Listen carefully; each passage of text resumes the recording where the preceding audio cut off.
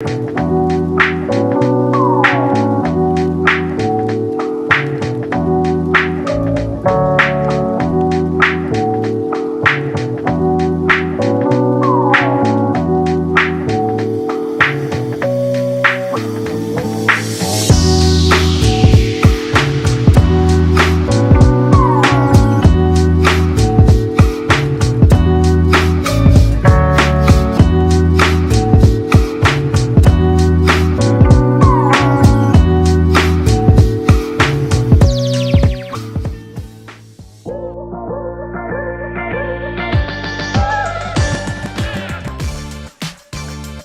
to the latest episode of the CHGO Sky Podcast.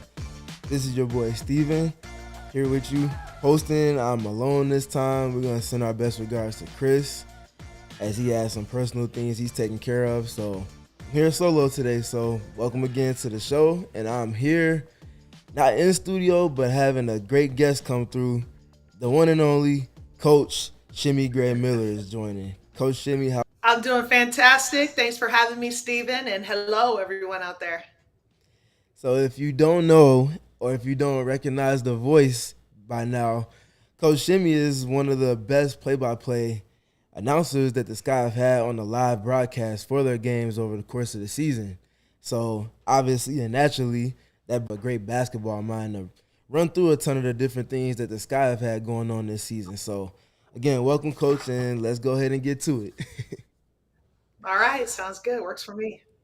All right, so first things first, Kahleah Copper signing that multi-year extension with the team. There was a lot of gray area thinking about what might transpire in the offseason following the season where the head coach that had been with her for her entire tenure left the team about halfway through. Different things up in the air as far as the roster goes, ownership changes, a lot of things kind of going into everything pertaining to her decision. Were you surprised by her signing the extension and not taking this thing into free agency, or is this pretty much how you expected it to go? No, I was surprised, and I think if anyone out there says they weren't surprised at how quickly this got done, I think they'd be lying unless they just knew had the inside scoop. But I was surprised because Ka is an all-star. She's a three-time all-star. She's a champion. She's a finals MVP. She's in the prime of her career, Stephen. She would have drawn a lot of attention in the free agency market. You know that. I know that. You've watched her play enough. And so I think with just what you mentioned, with everything being up in the air, with the roster being up in the air, with the coaching situation being up in the air, that alone, not knowing who your coach is going to be, would be enough to make an all-star like Ka kind of pause and go, you know what?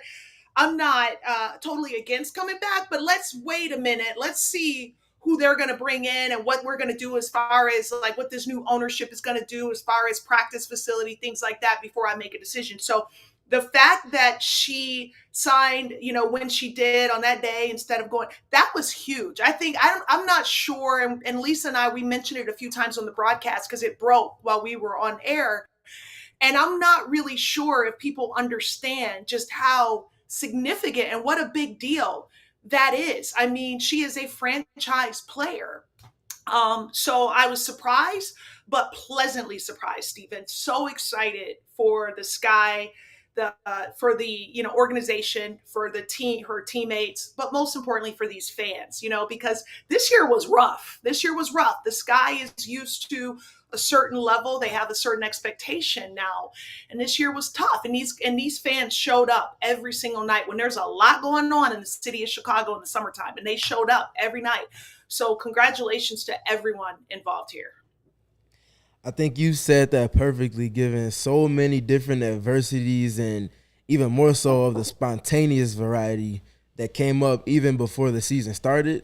And then after the season started and they started getting games rolling, things really just kind of really grew spontaneous, from James Wade to the injuries to players like Isabel Harrison in the preseason. And then, of course, Rebecca Gardner, another key cog in the rotation, out after, I think, the third game of the season. And then just a ton of different just things going on with the team. I think you made a great point in speaking to how that could sway or at least cause for pause in a decision in terms of committing to a franchise long term, especially with so many unsureties surrounding things like you mentioned with the practice facility. They've said they want to do it, but there's no target date as far as when it'll be up and running. And, there's a lot of different things like that, of course, went into decisions that ultimately led to players that became staples for the Sky leaving the franchise after last season. So to see Kahleah Copper, like you mentioned, latch on to the team long term before the deadline and not taking this into the summer or into the offseason rather, I think it was important. I think that's an ultimate vote of confidence that she's given, and that should give ease to anybody that they may be looking to potentially speak with in free agency, whether that be a superstar level player or a role level player or even a reserve. It's gonna be having the franchise player locked in like this is gonna definitely help long term.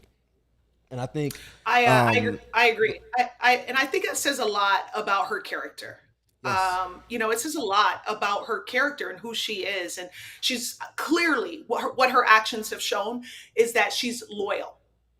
She's loyal, and there's a lot to be said about loyalty, especially when it comes to superstars and money and their money.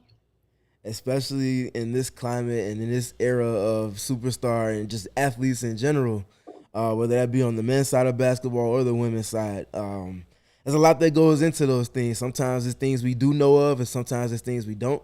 But it's a great thing to see that Kai is going to continue to be the franchise player for the Chicago Sky moving forward. And I think that's the perfect segue into speaking about this team stapling their fifth consecutive ticket to the playoffs. Um, Obviously, they did it following a win against Minnesota on Friday. That's a team that they've had back and forth with for I don't know how long at this point with Cheryl Reeve and company in rotation over there and all that they do in terms of running their franchise. I think it was an impressive win, and you can kind of just give some Cliff Note type thoughts on what you saw in that game and how you feel like just them rising to the occasion with all the pressure and all of the the opportunity that comes with going against a team like that to get to the playoffs. Well, first of all, if I'm not mistaken, the Sky they were down because I didn't call that game. I was there as a fan. I had my Elizabeth Williams jersey on. I was Yes, sitting, yes. in the third row. I was there as a fan, and but still trying to watch. And if I'm not mistaken, Stephen, and you can correct me if I'm wrong, the Sky was down 15 of the 20 minutes in the first half. Right. So it wasn't like it was an easy game. It wasn't like they came out and just dominated like they did versus Indiana Fever, right? They were down, so they had to play from behind for most of the first half. And anytime you're playing a healthy Nafisa Collier, you know, you're in you're in trouble. Nafisa is one of the top 5 players in this league, in my opinion. So it was just great to see their, and I will use this word a lot as we talk about the Chicago Sky, and the word is resiliency. I thought they showed a great deal of resiliency, even at the end when Minnesota came back and cut it to what they cut it to like 3 points there at the end, Mm-hmm. 2 or 3 points. I think they showed a great deal of resiliency and focus to get that done because, of course they ended up beating Connecticut, but let's be honest, Alyssa Thomas didn't play very much. Dewana Bonner didn't play very much against Connecticut. But so I think that they knew if that Minnesota game was a must win. You talk about, it got to be a little hyperbolic to me. Everyone has been saying this game is a must win, and I felt like they've been saying that the last 10 games. But the Minnesota Yes. game, in my opinion, there were 2 must win games for the Sky this year, and it was at LA and it was at Minnesota, and they got them both. I'm And sorry, home against Minnesota, at LA and home versus Minnesota, and they got them both. you got it. And that speaks to just the way that this team has shape shifted into finding an identity and emphasizing the little things that add up into what puts them at their most optimized level of play as a group. And I think we saw the lows of that, like you mentioned in the first half, but we also saw in turn, like maybe halfway through the second quarter, they started flipping the switch. They started getting things rolling. They started getting back to doing those little things that when they're at their best, they're identifying with, the things that make that team and the individual players within it their best selves. And we saw them just pick up steam over the course of the game from halfway through the second quarter through that fourth quarter. And then again, as the cherry on top, this team's had struggles with completing games, finishing games in fourth quarters. And they didn't shut the door all the way, but they did have enough resolve to keep it closed enough to where they were able to be on the positive side of this one. And I think the game in and of itself was really like a microcosm of the stretch of the season under Emre. A lot of learning, some lows and some highs. And when the highs hit, they show that they can compete with any team in the W, and that's including the number one seeded Las Vegas Aces, who they'll be seeing in the first round, or it could even be a team that's in the middle of the pack like the Minnesota Lynx. And I think that just really speaks to just the leadership that this team is having, and they're starting to figure out how the pieces fit together and what to do to keep it that way. Well, they're showing growth. They're showing growth and maturity down the stretch, which is what you want. And also, I think people tend to forget the Sky is a relatively young team. They've got a lot of first, second, third. Dane Evans, third year guy. Rebecca Gardner didn't play this year, but she's a second year guy. Ruthie Hebert, third year. You've got your vets and Courtney and Ka and Elizabeth Williams, Marina Mabry, but everyone around them are young. They're pretty young in their careers. Parks is 31 years old. She's not young, but she's a rookie. Mm-hmm. Uh, uh, 26 years old, Morgan Birch, but she's a rookie. So what I saw with the Sky this year, particularly under Emre, was growth. And that was fun. And you typically don't see that, with the professional franchise, that amount of growth in such a short period of time. But I saw a lot of maturity and growth. I mean, just look down the stretch. Sky was plagued, fourth quarter issues whole season, but they won at Seattle in the fourth quarter. They won at LA in the fourth quarter. They closed it out in the fourth quarter versus Minnesota the other night. And then even against Connecticut, lost a big lead, goes into overtime, and then they win. I don't think Connecticut scored a basket in overtime. So I just like the way the Sky is playing right now. I feel like they're playing their best basketball of the season right now, and they're just really primed, going into playoffs. And I think that sample size that you spoke to, winning 6 of the last 8 following that, I think it was 6-game losing streak that followed the 3-game win streak that they had where they were averaging over 100 points.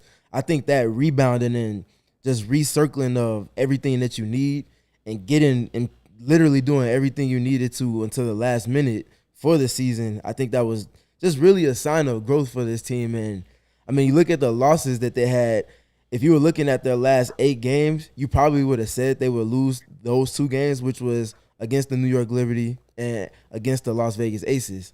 Every other game against Seattle 2 times at home and on the road, they won both of those games. You mentioned the game against the Sparks. They won that game also on the road. They beat Indiana on the road, beat Minnesota at home, and then concluded the season on the road against the Connecticut Sun. Those wins, those are very impressive wins for a team that's trying to find their stride late in the season. And I think ending on a 6 of 8 wins to losses in that home stretch of the season when you need it most and you want to hit your peak, I think they're pretty much getting there. And you could talk about the level of play of the team, and you could also speak to individuals. What individuals in this latter stretch of the regular season have stood out to you? Well, I got to start with my girl, Sika Kone. I love her. I've been a big Sika fan since James was still here, when I think he was trying to play her early in the season. And then she went through that whole stretch where she just was racking up the DNPs. And then Emre has built some trust, or she's built some trust. She's given Emre some trust, I should say that. And so he's been able to put her back in. But I love that young woman. And you can't, she provides what you can't teach. Like, Morgan Birch is a more skilled, a more polished player, but Sika has the athleticism and the energy that is just unmatched by anyone on that entire team, in my opinion. She makes things happen. I call those players, when I was in college, I would call those players mush players. They make stuff happen. They mush it up. Mm-hmm. And she does. She'll get in there and she'll get a deflection, or she'll get a rebound, or an offensive rebound putback, or she just runs so hard in transition that she draws the defenders, which frees Mabry open, on the wing, or she'll turn it over. She makes stuff happen on the on the negative side too, but she makes stuff happen. She's a mush. She mushes it up, and so I just love her growth. I love what she's bringing right now. And I love that Emre trusts her enough that he can put her in at the 5. He can put her in at the 4. He can go a little smaller with her. He can go bigger with her, playing her at the 4 with Elizabeth Williams at the 5. I think she allows him to do some things defensively and offensively that maybe Morgan or Ruthie Hebert, won't do the way that their game is set up. Obviously, I'm a big Alana Smith fan, huge Alana Smith fan. I think that she is underrated. I don't know if she'll get most improved. I think she should, and we could talk about that later. I mean, I think, in my opinion, it's undeniable. You've got someone who wasn't good enough to be in this league last year. She got cut after 9 games. She wasn't good enough to play in this league. She wasn't good enough to make one of those roster spots. And now she comes back. She's a starter. She's averaging almost 10 points a game. She's averaging 7 rebounds a game. She can guard the 4. She's going to give you a block or a steal in like almost every game she plays in. Like, in my opinion, if that's not the definition of most improved, I don't know what is. Yeah, Jordan Canada's got better numbers, but Jordan Canada was the top, she was a first round draft pick. Jordan Canada, was good enough to play, good enough to make a roster, good enough to be on the roster, good enough to get minutes last year for, at Seattle. But I really like the way that Atlanta's playing right now. And I really hope that her ankle's okay, because I don't think that, Chicago has a chance to go, on the road and beat Vegas twice or once without her. And then I think Dana Evans, it's not rocket science. When Dana Evans plays well, the Sky wins. When Dana Evans doesn't play well, the Sky loses. You can't get any more, black and white than that.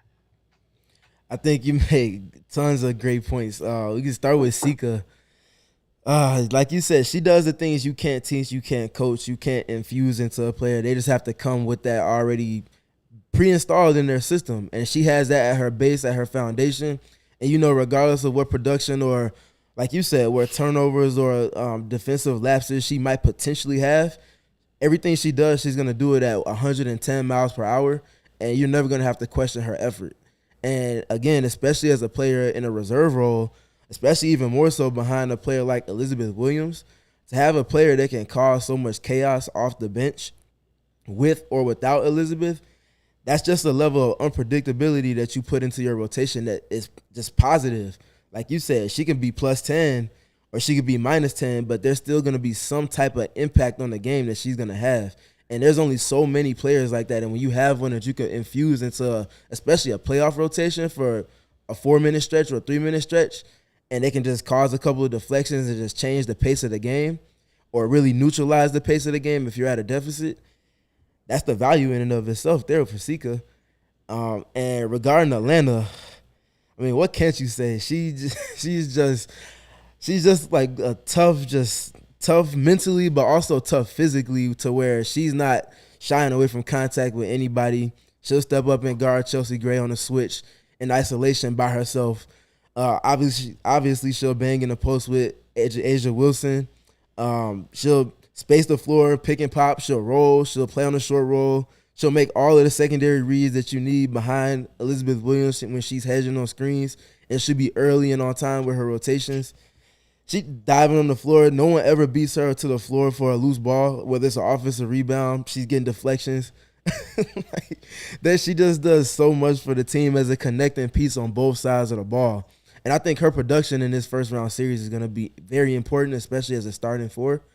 And like you said, hopefully her ankle is good, because they need her to be her best self for them to compete against the best team in the W. And then kind of rounding it out with Dana, because that was obviously another player that you can't speak about the Sky without speaking to. Just hard charging, the spark plug in a reserve role.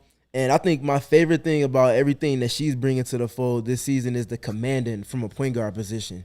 Whether she's in with the reserves or if she's in with the starters, everybody's rallying around what she's doing, either in initiating on offense or at the point of attack defensively, picking up 90 to 94 feet, making the opposing ball handler turn 2-3 times, or on offense when she's coming down court, getting into her drives and getting into the drive and floater, drive and finish, or pass out. Just the value she's bringing, you really can't put a number to. And again, especially in the playoffs against a team where you're going to be the underdog, record-wise and in terms of talent for talent, you need all of those pieces to hit at their optimized level. And they're in the perfect position to do it. I think the thing that all three of those players have in common, Stephen, is the intangibles that you talked about. The three things that those players, who are all different players, different positions, different strengths, but they're all tough. They all have something to prove. Sika, got cut from the Liberty, and James picked her up, off waivers, and she's 21 years old, and she's only been playing basketball for about 6 years, right? 6 or 7 years. And, there's some people who didn't think she was good enough to play in this league. She has something to prove. Alana Smith, last year, she's bounced around this league. And last year she got cut after 9 games. And, someone felt like she wasn't good enough to play in this league. She's got something to prove. Dana Evans dropped a lot further in the draft, in my opinion, than a former ACC player of the year should have dropped. And then, James brings her in, and she's 5'6", and I say this a lot on air, and I don't mean it disrespectfully. She forgets she's 5'6", and I mean that as a compliment. She plays, in her mind, she's 6 feet, and that's how she plays, and she's got something to prove. And so when you have that combination of talent, which they all are talented, but that heart, the combination of talent plus heart, then you're dangerous. You're dangerous. And then you surround that with the superstar in Ka. You surround that with a poised, smart, intelligent, versatile veteran in Courtney Williams, and another player who plays with a complete chip on her shoulder and with an edge, and that's Marina Mabry. And it makes you and a coach who's playing for his job, that makes for a very dangerous team. I would not want to play the Chicago Sky in the first round. That's me. I wouldn't want to play a team like that in the first round. We'll see. We'll see what happens. And I like the matchup with Vegas. I like that actually better than New York. But I would not want to play the Chicago Sky in the first round. I think the word that really stands out for this rendition of the Chicago Sky, especially under Emre, and all of the additive context being brought into the fold, I think desperation. This team was, first of all, Kahleah Copper at the top of everything was desperate to send a message to any doubter that may have said something negative about her. She hears, reads, and sees everything and keeps receipts. And she was desperate to prove people wrong. Everybody wrote her off and wrote the Sky off as soon as James Wade made his exodus. And, that's whatever. That's people's opinions. But Kahleah Copper funneled that into an opportunity for leadership, but also an opportunity to prove herself yet again. And she's a player that's really stuck out under Emre because she's been used in some unique ways offensively in terms of showing her growth.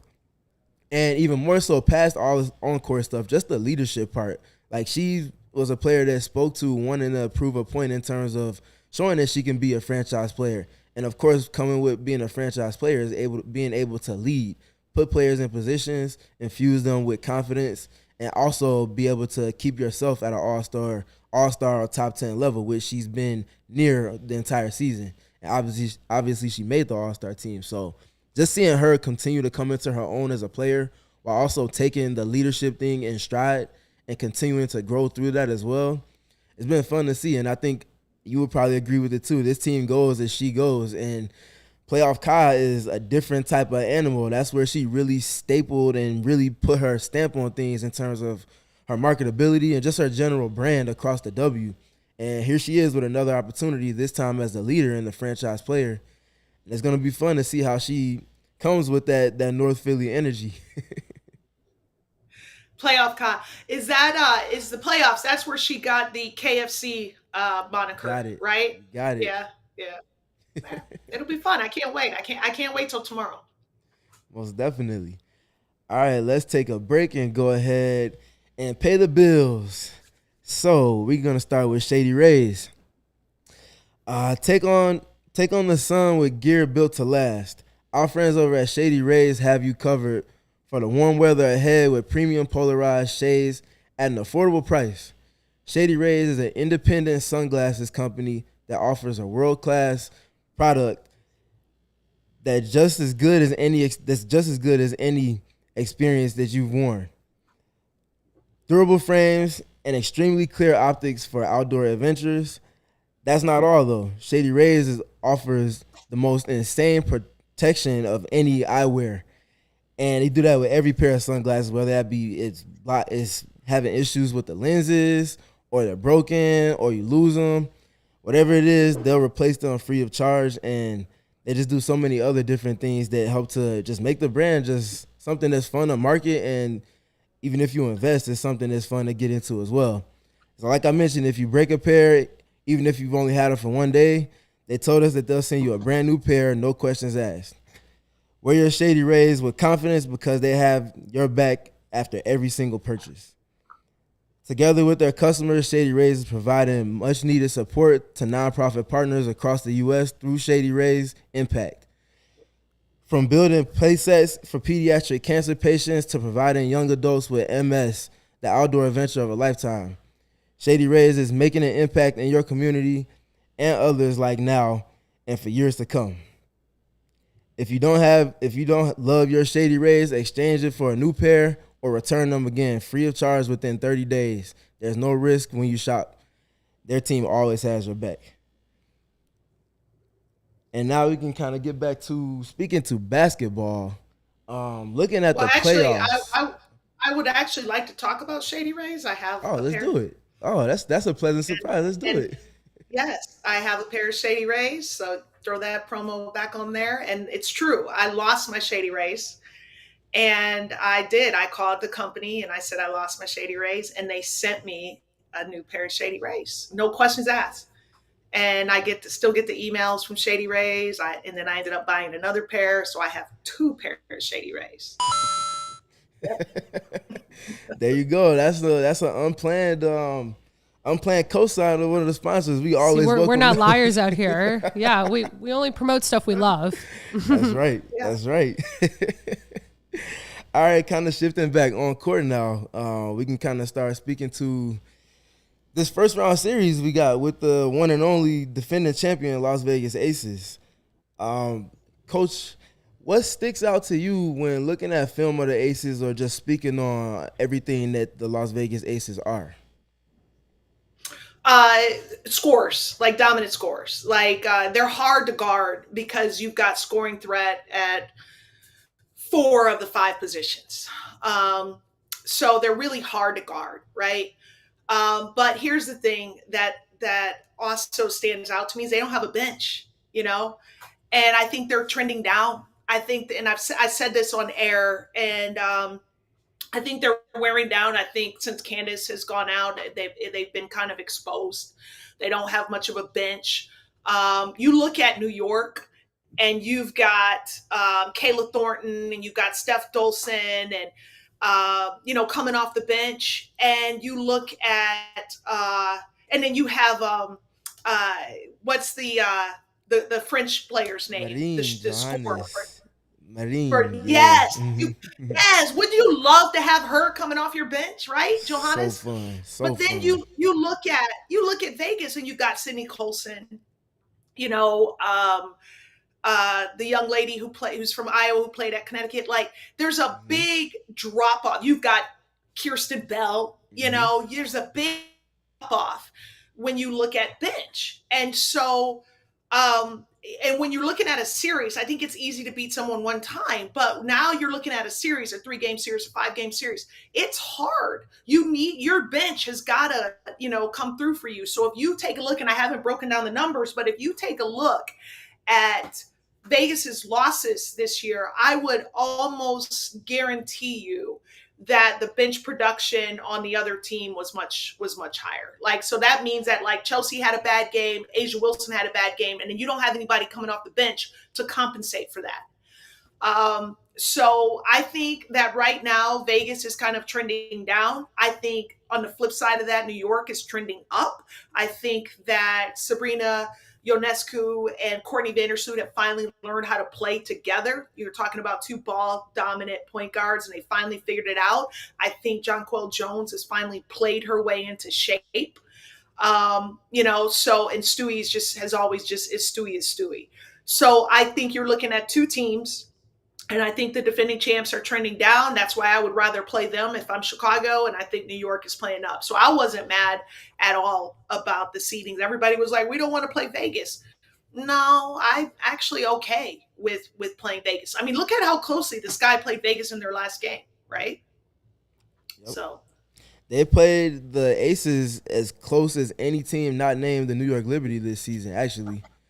I believe they're averaging the second most points. And they're tied for like two other teams in terms of points per game against Vegas. But just generally, the Sky play them just as well as any team, like we mentioned, that's not named the New York Liberty. And I think that looking at it from the Aces perspective, you just have to have your starting lineup hit as it has pretty much all season, being one of the best offenses of all time. You have a player in Asia Wilson that can do everything under the sun offensively. She can initiate, obviously playing the post, play make, and everything else in between there. Chelsea Gray is one of the best play finishers across all of basketball, men's or women's side. In terms of late shot clock, you have your point guard with the ball in their hands. She can go get a bucket as well as anybody that you can name in all of basketball. And then you add somebody like Kelsey Plum, whose three-point shot is continuing to come around.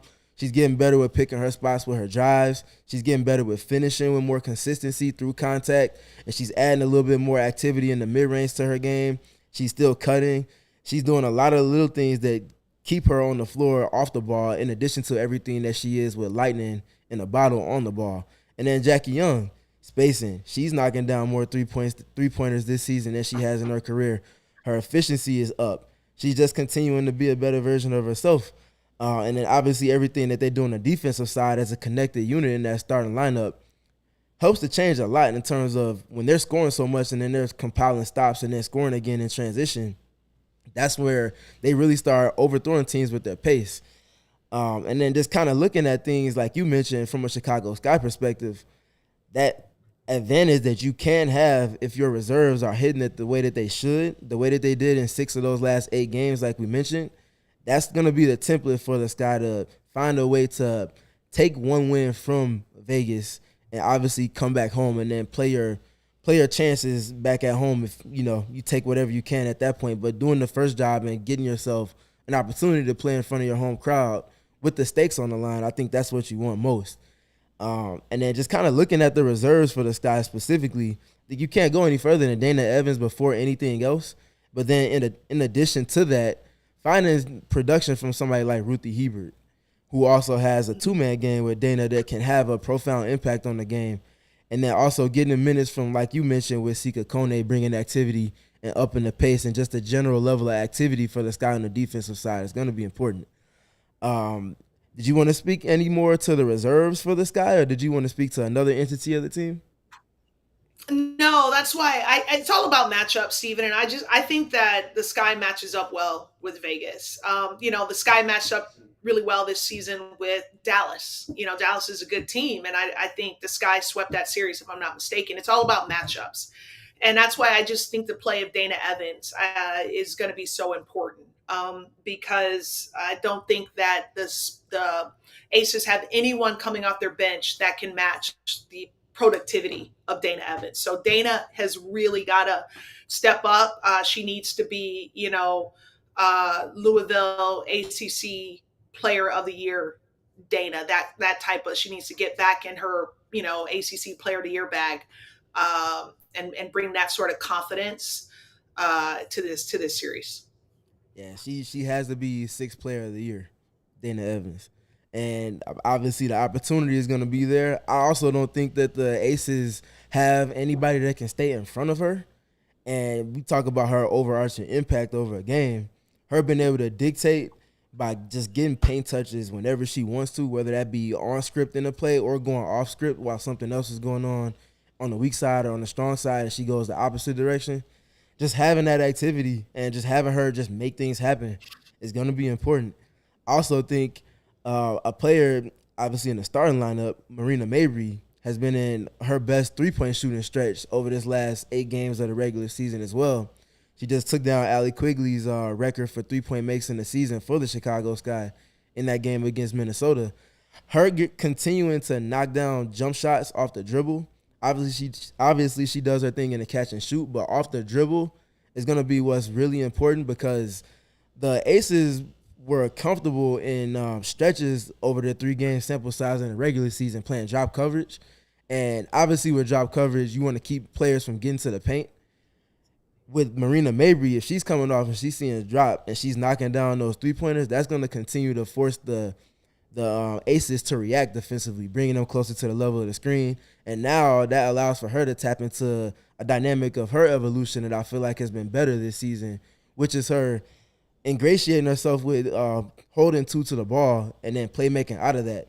So taking those retreat dribbles, bringing the defense out, holding two, then finding somebody to hit the spray pass to, and then them playing an advantage and read and react out of that. I think that's the dynamic where if she can continue to knock down those shots and then dictate terms offensively when she has the ball, that's going to be a way for them to go at the Las Vegas Aces defense without having to run a set play, just playing and read and react. Well, the thing I love about Dana, Steven, is that she doesn't need a ball screen. She doesn't need a ball screen to create for herself. In fact, she's the player who's most likely to wave off a ball screen. She can beat her first step, her first dribble. She can beat almost anybody off the first dribble.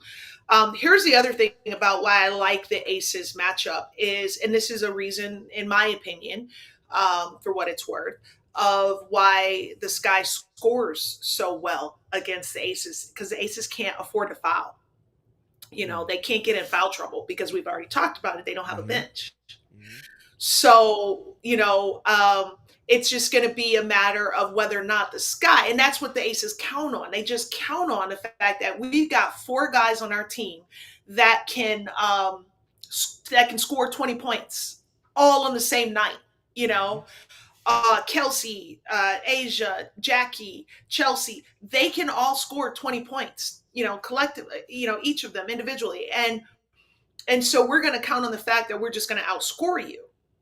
So if the Sky is able to figure out how they want to guard the Aces ball screen and how they want to try to keep the ball out of Chelsea Gray's hands or get the ball out of Chelsea Gray's hands without leaving Kelsey Plum or Jackie Young open on the wings, then I think, and Emery's a good coach. I think he's a great coach. I think he's got a great coaching staff.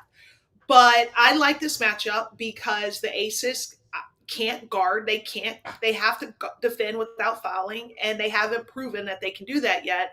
And so, we'll see. We'll see. It'll be fun. I can't wait till tomorrow. So let's speak to how you think the Sky should go about guarding the Aces. In the regular season series, we saw the Sky toggling through multiple schemes. Obviously, the bases being aggressive in pick and roll with Elizabeth Williams or Alana Smith, and having whichever of the two isn't involved, rotating behind that to cover up the roller. We also saw them go to switching in multiple stretches, especially over the last 2 games of that regular season series. And we also saw them, of course, mixing in a little bit of the 2-3 zone. I think it's going to need a natural blend of all 3 of those things, in addition to just consistent ball pressure and just not allowing for them to get things off easy from their creators on ball. Of those 3 schemes, what do you feel like is going to be the most effective for the Sky, and why do you think that? And I don't want to overcomplicate things. And I think as a coach, I did this for 24 years, and I think I did some of my best coaching jobs and some of my best scouting reports when I just kept it simple. So I'm just going to keep it simple. you've got to make Chelsea Gray uncomfortable. Okay, so the best way to make her uncomfortable is to throw different defenders at her, give her a little bit of Dana, then show her a little bit of Marina's physicality, then give her a little bit of Kaz length. I like the switching because you switch to maintain pressure. And when you're switching versus playing versus hedging versus trapping versus drop coverage, like you're not leaving anybody open. And that's like Kelsey Plum is so smart and she gets her shot off so quick. So all you do is you get involved in the ball screen action, and then you rotate over on the backside and you leave Kelsey unattended so that you can cover the roller, bump the roller, jam the roller, whatever it is that you want to call it. By the time the aces they're smart and they will skip that ball to Kelsey so fast. And the next thing you know, that's 3 points before I can recover back to my man or before we can rotate. So I think switching to maintain pressure, and then that way you're involving yourselves in any sort of rotation, especially on the backside. Kelsey will make a living off skip threes, off the skip passes. So just showing multiple defenders and different defenders at Chelsea, switching to maintain pressure. And I love how Emre has really done a great job of switching his defenses. We've seen a 1-2-2 from him this year. We've seen a 2-3 zone from him this year. We've seen a 4-all or a 5-all switch. I love that. So just keeping the aces as uncomfortable as possible. I love the one-on-one matchup with Asia Wilson and Elizabeth, and I wouldn't go to double teaming early. Trust Elizabeth. She's a great defender. She's one of the best post defenders in this entire league. She's done well against every top post player. I mean, look at what she's done against Aaliyah Boston. That poor child. She made her want to go back to college. In those games that they played. So I wouldn't go to doubling onto Asia early, because then again you're leaving somebody open. So letting Elizabeth go one-on-one with Asia as long as you can sustain that, switching up your team defenses from your two different zones back to your man, and then mixing up how you guard Chelsea Gray. So that's a simple, as I can put it. And now that I just finished talking, I don't know if that was simple at all, but that's what I would have to say. It was simple. That was definitely simple. And I think the other big thing in terms of aiding their defense is eliminating the live ball turnovers. That's been one of the biggest weaknesses of the Sky all season, whether that be with James or with Emre or with both. And they had 309 live ball turnovers, which was third in the league, third highest in the league. Obviously, there's no defense for a live ball turnover. So if you can keep yourself out of those situations, which plays into the hands of the aces, who I believe had the most points in transition, or fast break points rather, on average, like 17.8, I think, on the season. If you take that or a majority of that portion off the plate, you keep your defense set, you play your chances from there, but you have a much better chance, obviously, of playing with your defense set versus when you're scrambling in transition. So if they can take care of the ball, which they were doing over the last handful of games, I think that'll be a great help for their defense. What's a healthy number turnover wise that you feel like would be good for them? Is it like 13, 12? I think 12 might be a little bit unrealistic. 13. I think it would be more realistic for them. Anything below 14 is going to be jackpot. I like that stat that you pulled out. What did you say? 309 live ball turnovers? So they had 309 of their 573 live ball or turnovers were live ball. That's 53.4%. And then can you go even further than that and let me know of that, like how many points did their opponent score? What percentage of opponents' points were scored off of Sky's live ball turnovers? Not specifically or even off their Yeah, not specifically off the live ball turnovers, but they were amongst the three worst in the league in terms of points given to opponents from that for sure. Yeah, and that was and that's like you mentioned, that's an Achilles heel. of the Sky is their turnover problem. It started, in the beginning of the season with James, and I know that was something that Emre really tried to put an emphasis on. And I think that has a lot, to do with, we talked about it earlier, like the youth and inexperience of this team. This team's not used to playing with one another, so you have a chemistry issue. You also don't have a true point guard.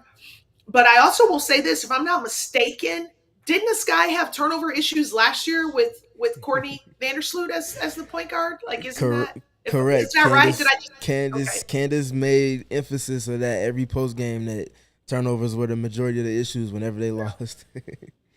Yep. I remember that, and this was just me as truly as a fan last summer. I just watched a lot of Sky games last summer, and that was one thing that stood out to me, especially in clutch moments. Like they had some really bad turnovers last year. Yeah, that's again just gonna be one of the biggest things for them. I think whenever they're under that 14 or 13 turnover per game mark, or on a single game sample, I think they won almost like 60 or 70% of those games on the season. So I think that's a big portion of their template there. Keeping their defense set and keeping it set by firstly scoring, but also making sure you're not giving them free reign of opportunities in transition. Outside of that, my only other big question for you is we can go ahead and get to a prediction. You can kind of give a long format of it, kind of breaking down both things, both teams, and seeing what you might catch your eye. But what's your prediction for the series? What you thinking? I'm going to be a homer. I mean, I don't think it's. Well, here, Stephen. If Atlanta plays, then I like the Sky's chances, not necessarily their chances to win. I think it's going to be tough to beat, Vegas in a series like that, but not to get swept. If Atlanta's playing, then I think we will see the Sky in Game 3 back here. Will it be? It will come back here, right? Isn't that correct? They played 2 in Vegas, and then will come back here. If Atlanta's playing, then I think we'll see the Sky again. Which I'm excited about because I just bought a Sika Kone jersey and I want to get to wear it. If Atlanta's not playing, I think it's going to be tough. I think it's going to be tough. That's just how much I value and respect Alana Smith as a player and what she's able to do offensively and defensively. So there you go. What's your prediction? What's your prediction? You put me on the spot. What's your prediction? For me, I do think we'll get back to Chicago. I think the Sky will lose in 3, but I think it's going to be a lot closer than people are thinking it will be in terms of how competitive the games will be point differential-wise. I think it's going to really come down to the Sky playing a full 4 quarters. We've seen them play against the Aces specifically 2 solid quarters and blow them out in a half, and then ultimately lose that game because they score less than 20 in the final 2 quarters of the game. We've also seen them play 3 quarters against this team, but not 4. So seeing them put together 4 complete quarters on both sides of the ball, and obviously in taking care of it as well, is going to be important. I think other things that stand out to me looking at matchups is going to be obviously the Courtney and Elizabeth Williams pick and roll against whoever is guarding Courtney and Asia Wilson or Kia Stokes. Seeing what they do scheme-wise to try to take that portion of the Sky offense off the table because that's one of the most prolific pick-and-roll tandems in the W. Seeing if Courtney can continue this player of the week space that she's been in terms of scoring, getting 17 a game and knocking down all the mid-range jumpers that she wants. The opportunity is going to be there, like we mentioned, with Stokes playing mostly in drop. So if she can continue to come off with the pick and roll and just create, not just scoring, but also the facilitating part of it, that's going to be important for them. And lastly, for me, just getting production from that reserve group. Like you mentioned, that's an advantage that the Sky have against the Aces that they might not have against another team, like if they played the Liberty, just off of names and the production that we've seen from those respective groups this season. So I truly think that if the Sky can get those things, they can definitely steal a game in Vegas and then bring this thing back home to Chicago. And then, like I mentioned earlier, just kind of playing things how they come from there. But all you want is a chance, and you have to give yourself that opportunity. And if you can do that, come back home to a raucous Chicago crowd that has experience in closeout games, you play your chances from there. You have Kahleah Copper, who's able to take over a game at any given moment and go up against any other superstar or superstars. You play that hand. Was there anything else that you didn't get a chance to speak on that you kind of have an eye on or anything? No. I just think that this has just been a season of resiliency for the Chicago Sky. They've had every reason to not still be playing. They lose their coach. They were picked to finish 10th, a new team, a young team, all that. It's just been a season of resiliency. And if you look at these players as individual, you could say the same thing about each of them. I mean, Courtney Williams has had an opportunity to kind of reinvent herself, after her off the court issues, and she's come back, in my opinion, just very mature and showing a great deal of growth and leadership, and even playing a new position. Atlanta Smith, we've talked about her story. Kone, we've talked about her story. Marina Mabry, she's a star. She's in more of a star role now versus being a role player, and a lot of people criticized her contract and what the Sky gave up to give her. And I feel like she's living up to, her value. Like she's just playing out of her mind, and giving the Sky fans a lot to be excited about. So I just feel like this has just been a season of resiliency as a franchise, but also individually for these players. And I'm excited for them. I'm excited for the future of this franchise. I'll be excited to see who they hire as a coach. And if you're not a Sky fan and you live in the city, then shame on you. Because there's so much to be excited about in terms of what this organization is doing. I mean, making the playoffs now 5 seasons in a row, that's something that no other Chicago team at this point can say. So if supporting a winning team is what your real alignment is as far as your fandom and support, you can't look any further than the team that's brought the most recent championship to the city as well. They even through multiple renditions. I just moved here full time. I just moved here in May. And so now I'm trying to immerse myself into Chicago culture. I just watched the Bears play the other day and I'm like, come on, this is your team? Like, this is your team? Like, come on, y'all better jump on that Sky bandwagon. That's a sensitive topic. Very sensitive here at CHGO Studios. Sorry. Let's go ahead and get to a couple of questions we have, a couple of comments we have from the fans supporting. First of all, thank you for you all support always. Coach, we have a question specifically for you from Robert Abram. He said, Coach, is there any free agents out there for next season that could improve the Sky to serious contenders next season? Yeah, there was one, but she just re-signed with the Seattle Storm. It's funny. I was looking at that and I was like, because Tip Hayes for Connecticut, she's going to be a free agent, but I was like, she's kind of old, she's, this is, I think, her 10th year in the league. And, there was another one that I really liked who actually just resigned. I can't remember who it was, but it was when I was scouting. So right now I'd have to really do, a deep dive, because I think it's going to be tough. Like the good ones, Skylar Diggins, she'll be a free agent next year. But then it's just like, she plays point guard, but like, where does she fit in with this roster that's already assembled? So it's not just about like what good free agents are out there. You've also got to take into consideration what the needs are for the Sky and how they fit in with the existing players. I would love to see the Sky keep Courtney. I don't know if that's going to happen or not, but I would love to see the Sky keep Elizabeth Williams. I think she signed for an additional year, if I'm not mistaken. Steven, you might know that, or maybe it was a 1-year deal. But it's not just about what free agents are out there, Robert. It's about what free agents are out there that fit this culture of the Sky and these players that we know are coming back. Well said, well said. And then we have another question here from John. John asked, has Emre done enough to be the coach for the future? That's a great question. here's my deal. I like you guys, I read the news and I see some of the names that are being floated around. And if those, and I'm not impressed, to be honest with you.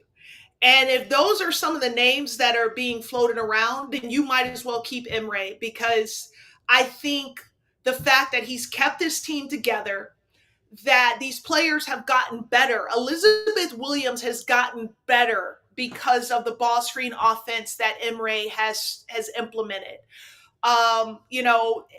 Sika Kone has gotten better.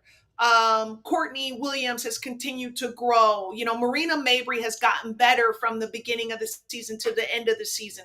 So I think the fact, and Emre will never take credit for that, but I think I've coached long enough to know that the way you coach does have an impact on how your players play. And I think he's done a phenomenal job of just really taking a tough situation and making the most of it. You've watched him really kind of settle in after the first few games. I felt like it was a little rocky for him, but his execution coming out of ATOs, that's coaching. Yes. How hard his team plays, it's coaching. The improvement of his players is coaching. The improvement of their turnover situation down the stretch is coaching. And so if you take a look at some of the names that are being floated around there, then your guy is here, then you might as well keep him right now. If you can go and you can get, I don't know, I'm not even going to throw names out there, but if you can go and get a coach who's a proven winner, who's proven that they can be successful in this league, that's different. But I haven't seen that based on some of these names that are being tossed around. I would love to see Emre finish what he started, if that's what he wants. I mean, who knows if that's what he wants. But unless you can go and get someone who's a proven winner in this league, then I don't have a problem with keeping Emre. I feel like he's done enough. I too also feel like he's done enough. And I've spoken on Twitter, on the podcast, and then also in writing formats about the different dynamics that he's added to the team, the different styles of pick and roll that he's brought in, like Spain pick and roll, more 2-player and 3-player actions with handoffs on the outer thirds and things like that, that have continued to just evolve this team in terms of building their cohesion and having the pieces to fit together a little bit better than they did earlier in the season. And having the players buy into that and also trust you enough to do the things that you're asking them to do consistently, that's leadership, that's coaching. And now you add that to a more fair sample size to where he has a training camp in addition to preseason, in addition to the early parts of a regular season, to generate that buy-in and to continue to build his system the way he wants it to. I truly think that he's the coach for this type of roster. Like you mentioned, a team that runs multiple pick and rolls per possession, a team that likes to get out in transition. I think he has the right roster around him. I just hope that the franchise trusts that enough. That remains to be seen, but I do think he's done enough to warrant himself at least being considered to be the coach moving forward. I agree. With that being said, if you don't have anything else to add, we can go ahead and wrap. The only thing I want to say is I just have a slight correction, because Lisa Byington and Jason Ross and Matt Schumacher would kill me. So my role on the broadcast is I'm an analyst. So I'm a color analyst. Those guys are the play-by-plays. So, and I don't want to take anything away from them. And I just do want to thank Matt Schumacher and Jason Ross and Lisa Byington especially for how much help, because I'm new at this analyst gig, and those guys have been so patient with me. And so hopefully the Sky will have me back next summer, but otherwise you can catch me on Big Ten Network during this women's basketball season. You might be new to analyzing live games with a microphone in your face, but you are not new to speaking basketball. And I think when that's at the foundation, everything else just kind of comes in stride, and you got that part times 50. So we appreciate all of your insights and all of your just real-time reaction to things going on the court. I think it's an underrated skill to have in this space that not everybody can do. And obviously you do it, and you're also hip to the climate of culture and being able to add the lingo, and there's a different type of engagement that you're able to bring out of the viewing experience. So thank you again for hopping on the podcast and all of your contributions to the live broadcast. And that being said, this is your latest episode of the CHGO Sky Show. This is Steven with Coach Miller. We are out. Peace.